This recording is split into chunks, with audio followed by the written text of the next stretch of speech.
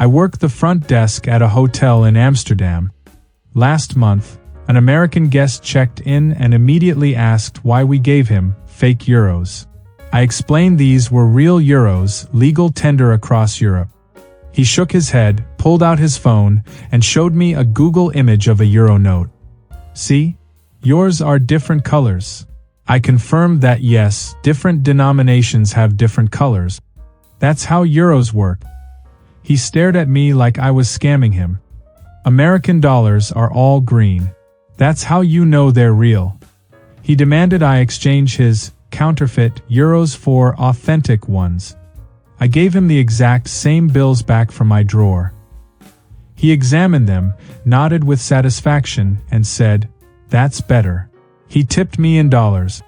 A bartender in Oslo told me an American insisted their drinks were overpriced because Norway uses fake money to trick tourists. When she explained Norwegian kroner were legitimate currency, he said, "Then why aren't they worth the same as dollars?" She explained exchange rate. He replied, "That's a scam. Money should be universal." My cousin works at a Paris cafe. An American asked why the Eiffel Tower wasn't visible from their table. The cafe was in the 18th arrondissement, 5 kilometers away. He argued that all Paris restaurants advertise Eiffel Tower views, so this was false advertising. He demanded a discount. These stories share one thread: Americans confidently rejecting reality when it doesn't match expectation. Story 1 happened to my friend in Melbourne. An American tourist approached his information desk asking for directions to the Sydney Opera House. He explained that Sydney was an 800-kilometer flight away, different city entirely. She looked confused. "But we're in Australia." He confirmed yes, Melbourne is in Australia. She pulled up her phone. "It says Australia right here on my boarding pass. Why would they have 2 different cities?" He attempted explaining that countries contain multiple cities. She cut him off. "In America, if you fly to Texas, you're in Texas. You don't need another flight." He suggested she book transportation to Sydney. She demanded he call his manager because your information is wrong. His manager showed her a map. She studied it, then asked, "Why is Australia so big?" They explained it's a continent. She said, "Then why do people call it a country? Make up your minds." She left to find someone who actually knows Australian geography. The second story comes from a Rome hotel concierge. An American couple wanted to visit the Colosseum, the Leaning Tower of Pisa, and Venice's canals, all before dinner. He explained these landmarks were in different cities, hundreds of kilometers apart. The husband laughed. "We looked at a map. Italy is tiny." The concierge confirmed Italy is smaller than Texas, but these sites still required separate day trip. The wife objected. "We saw a travel video where someone did all 3 in one day." He asked if perhaps it was edited. She showed him a montage-style video set to upbeat music. He gently explained this was a compilation, not a single day. The husband grew frustrated. "So Italian tourism is a scam? You advertise all these landmarks then spread them out so tourists spend more money." The concierge offered to arrange separate tours. The husband said, "Forget it. We'll rent a car and do it ourselves." They returned 8 hours later, having driven to Pisa, gotten lost twice, and missed everything else. The wife complained that Italian roads don't follow GPS. The husband left a review saying Italy had false advertising and deliberately confusing geography. A museum guide in Vienna shared the third story. An American visitor insisted the museum was displaying fake European history because the paintings showed people in wigs and old-fashioned clothes. The guide explained these were authentic 18th century portraits. The American shook his head. Europe wasn't around in the 1700s. That's when America was founded. The guide clarified that Europe existed long before America. The American doubled down. Then why is all the history about America? We had the Revolutionary War. We invented democracy. The guide mentioned ancient Greece. The American replied, that's a myth. Like Atlantis. The guide attempted explaining European history spanning millennia. The American interrupted. If Europe is so old, why are all the buildings new? The guide gestured to the palace surrounding them, built in 1713. The American said, exactly. 1900 years after Jesus. America has buildings older than that. The guide asked which buildings. The American said, the White House. The guide noted the White House was built in 1800. The American said, whatever. Your dates are mixed up. He spent the remainder of the tour photographing paintings and muttering about revisionist history. First story. A pharmacist in Copenhagen faced an American demanding antibiotics without prescription. She explained that Danish law required prescriptions for antibiotic. He argued, I have rights. I'm a customer. She confirmed his rights, but laws still applied. He claimed this violated his medical freedom. She suggested visiting a doctor first. He refused. American doctors give antibiotics immediately. That's real healthcare. She explained that overuse creates resistant bacteria, a global health concern. He called this socialist propaganda. He insisted on speaking to whoever makes the rules. She explained Parliament makes laws. He demanded their phone number. She said Parliament doesn't take individual calls. He accused her of lying. Every government has customer service. I pay taxes. She noted he paid American taxes, not Danish ones. He replied, taxes are universal. He threatened to report her to the American embassy. She wished him luck. He left, then returned 20 minutes later asking if she'd reconsider. She said no. He asked if other pharmacies might sell without prescriptions. She confirmed they wouldn't. He called Danish healthcare broken and said America is the only place with real freedom.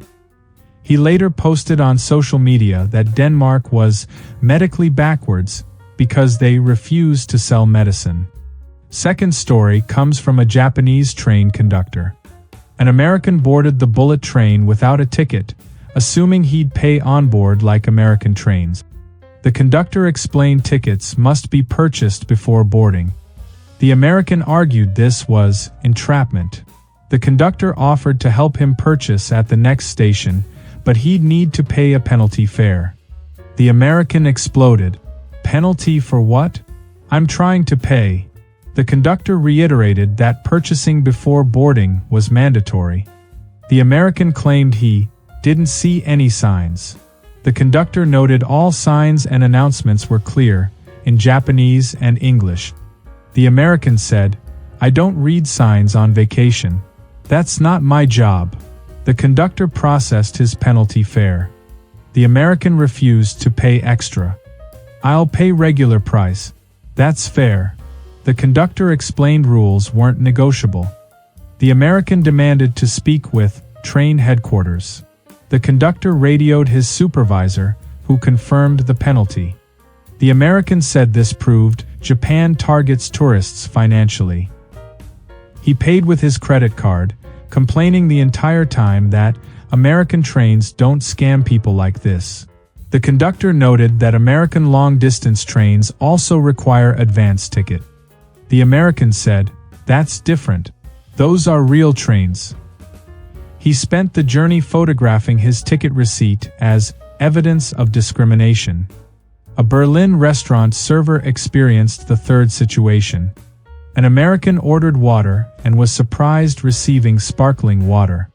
He sent it back, requesting still water. She brought still water in a bottle as per German restaurant standard. He protested. I meant free water. She explained German restaurants charge for water. He couldn't believe it. Water is a human right. She agreed, but restaurant service costs money. He argued that American restaurants provide free water, so that's the standard. She countered that this was Germany, where different standards applied.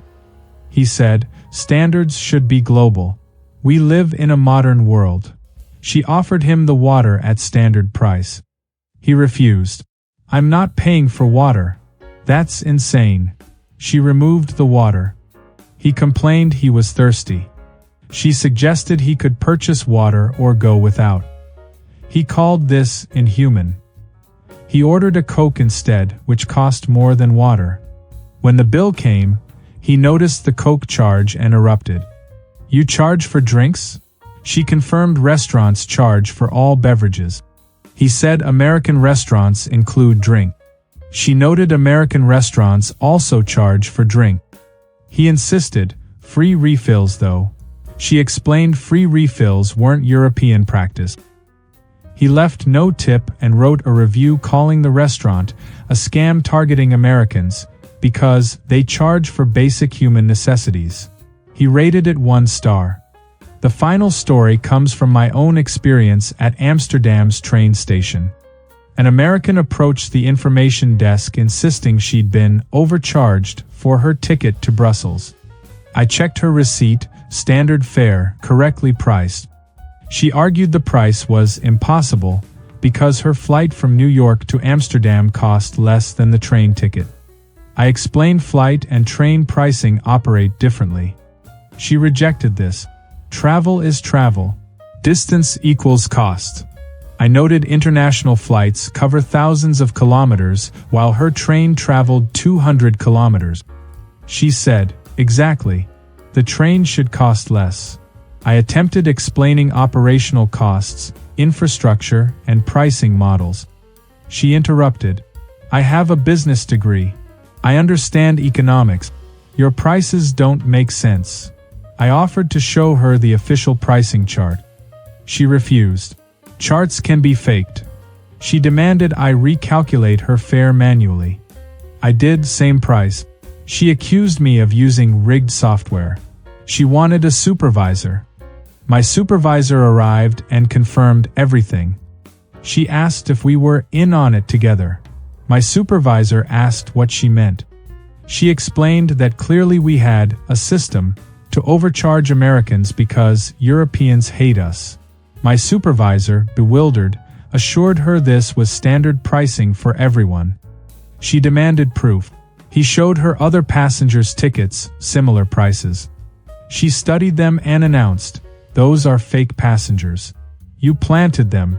At this point, actual passengers waiting behind her started objecting. She turned to them. "Don't you see? They're scamming all of us." The passengers, all European, told her the prices were normal. She declared them brainwashed.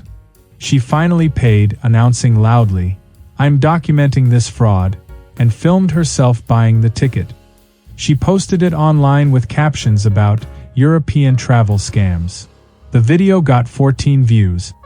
Working in international tourism teaches you that some people construct entire alternative realities rather than accept their assumptions might be wrong. They'll fight maps, laws, basic economics, and lived experiences of locals, all while maintaining absolute certainty they're correct. It's not stupidity. It's something stranger. Reality itself becoming negotiable when it contradicts expectations. These Americans don't think they're wrong. They think the world is. What stories should I cover next? Let me know.